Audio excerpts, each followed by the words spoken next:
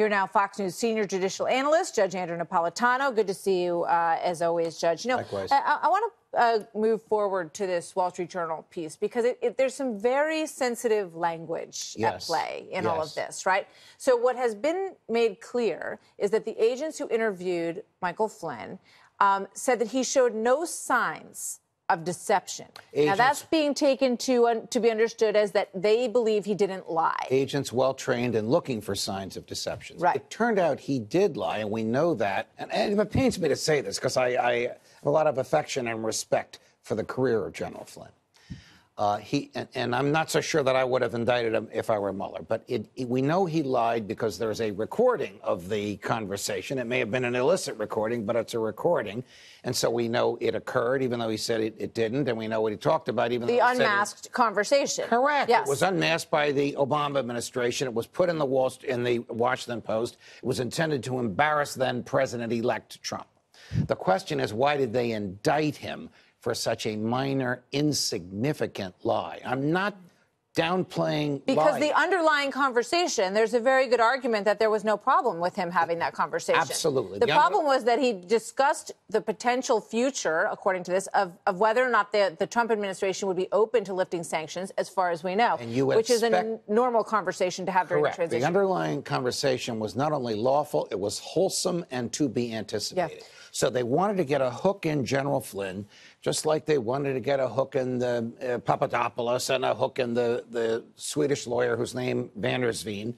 These are very, very minor, insignificant charges because they think they can get information from these folks. So in return for not going after General Flynn for everything under the sun, failing to register as a foreign agent, all those things they had threatened him with, they cut a deal. You help us out. Plead guilty to lying, maximum 6 months, which basically means no time in jail at all. About what did he help them out with? And did he help them out with anything?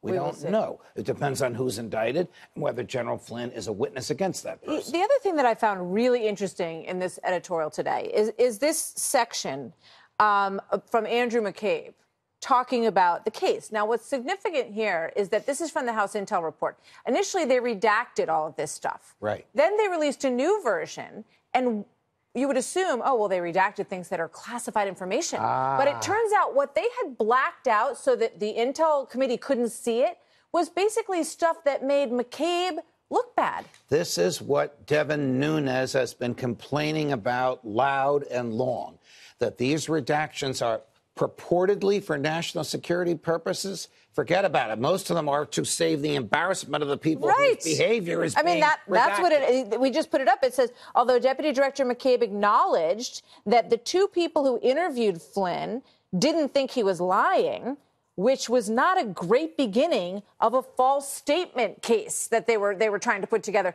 Why would that be redacted from Congress? The power to redact is a corrupt power.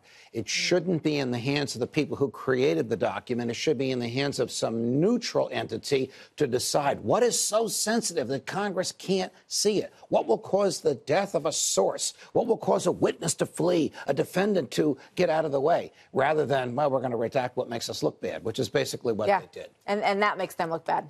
Meantime, General Flynn is still stuck with this, and we don't know where it's going to go. We will see. He pleaded guilty under oath, so he can't take that back without another charge of perjury. Judge, we'll leave it there, hanging with the next thought. Okay. Good to see you. Thank you so much. Likewise.